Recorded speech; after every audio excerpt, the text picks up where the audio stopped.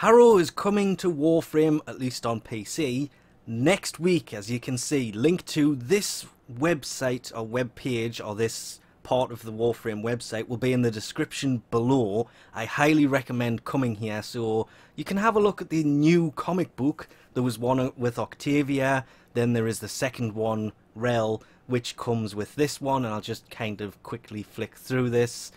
This is why I would recommend coming here and having a look yourself if you are interested in things like this. But this one ends kind of weird with a bit of a question of, well, is that Hunhow?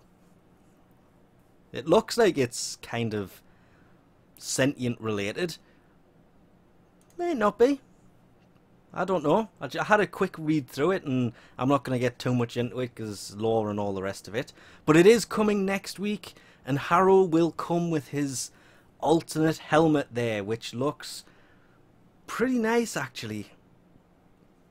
Can't choose whether I like his secondary helmet or his normal helmet more.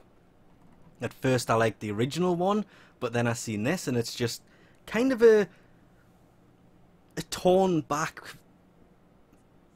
I don't want to say a smaller version because it's still the height, but it just looks like the cover that's on it has been taken down a bit. And then there are obviously his abilities, starting with his third one, Terrible.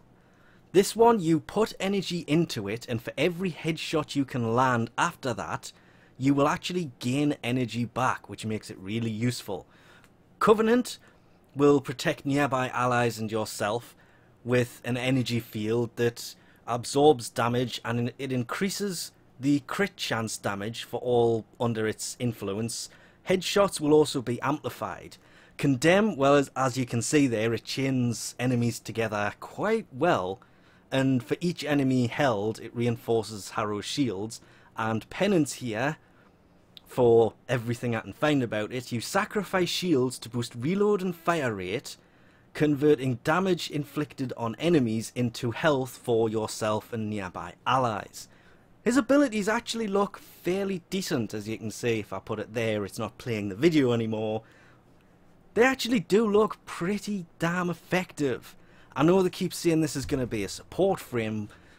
None of his abilities are really damaging, and highly accurate weapons are going to be needed for him to land those headshots. For Covenant, for the headshots are amplified, and Terrible for the energy regen. Really heavily reliant on those headshots. There is, of course, the quest that comes with him, and this is the only reason I'm actually covering this. It's going to come from Red Veil, as you can see up here. They did say that a while ago. It's also the start of a new darker series of quests from Warframe, and I've been looking forward to this since they basically said that. It's going to be Red Veil's quest. But this one line here is the only reason I'm kind of covering this. To get this quest, you have to complete the War Within, which I know a lot of people have, but a lot of people haven't. If you have, you will be able to unlock this quest only if you have unlocked the Mott node in the Void. If you've completed the quest but haven't unlocked Mott in the Void, that's the survival if I remember rightly. I actually don't know.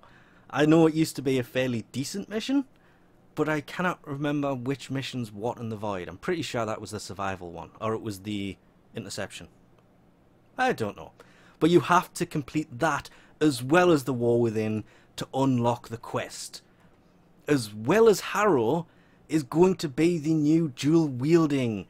This is going to allow you to have throwable melee weapons like the glaive, which is used as the example here, and any single-handed melee weapon as your weapons. You can have both of them equipped at the same time.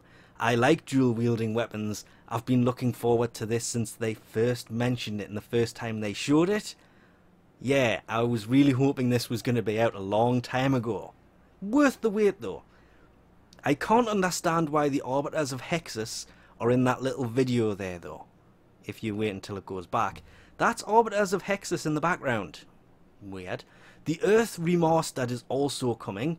I've been looking over these, and to be fair, on the left is the before, on the right is the after. But when it's in the middle, it actually does, before and after.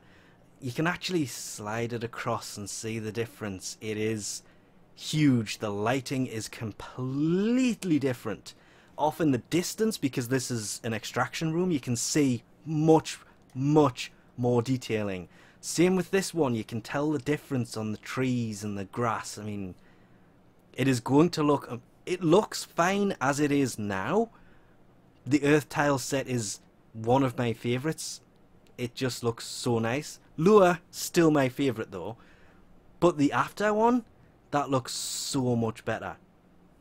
Even down to the bridge, which if I go to the before, you can see it looks like it's an excavation mission, because these weird brown marks over to the right, I'm pretty sure that's off the circle for an extractor. It might not be, it could just be weird lighting because it's also on the left, but it's gone. Not just that, but the grass effects look really nice. I'm looking forward to that. The new Grenier enemy is coming, is part of the Elite Chem Strike unit, and this guy will have a toxic-filled heavy machine gun. That kind of looks like the flamethrower. It even has the little flame out the end. But it says, Nox, missed that one. Nox wields a toxic-filled heavy gun. The only way to kill this guy, apparently, is to take the glass off his face first, which means you can't just one-shot them from a distance. Again, this update is going to be heavy on landing those headshots. Even the new enemies are going to require it. There will, of course, as well be melee Riven mods will finally be coming to the game. They have also increased the chance of dropping Riven mods from sorties from 20% to 25%. I know it's only an extra 5%, but it means 1 in every 4 sorties should drop a a Riven mod, rather than it being 1 in 5. Of course, that is pretty bad logic, because in theory you can do 10 of them and still not drop one, but at 25% it's a 1 in 4 chance, which it really isn't considering how many things are on the sortie drop table. If this has got 25%, that means everything else has got really low drop chances. Then we'll move on to the weaponry. His secondary looks pretty nice, has some nice stats as well. 63 impact, 69 puncture. Releasing the stats early is something they've never done before. And it does say tested balance stats, so these could possibly change before it's dropped. The fire rate's pretty high, but it is a single round weapon, as you can see. Magazine of 1. Doesn't say whether it's got a secondary fire, and personally I'm kind of hoping it doesn't. This could be a Maylock, but better. A Maylock for crit chance. Not really, not with 20%. So it's not really a well-rounded weapon, but it does have a fair high damage to it, so could be fairly good. Then there is his, I really have no idea what to call this. If this is a primary or a secondary or what. It's a primary, because, well, it just is. It's got a throwing stat, so it makes it a throwing weapon. So you can shoot it or throw it. But again, these could possibly change. Does it say if it's a secondary or a primary, actually? It doesn't. I'm just assuming it's a primary because it has an alternate fire. Melee weapons, if it's a throwing weapon, usually shares the same stats as the normal one, plus it's a charged fire weapon, so that could actually be a really slow weapon, despite the fact it is solely corrosive, and it does less corrosive on the thrown attack. That's weird. And then there is a new Sandana that will come with him as well. All of this, it just says, all the way back to the top, the Chains of Harrow will be coming next week. So, sometime this coming week. When? We'll find out. Probably the day they decide to launch it. It could be Monday, or it could be Friday. Be fun to find out when it comes though, especially with Rhino Prime dropping on Tuesday. we'll leave this off here for now. Thanks for watching, and I'll catch you next time.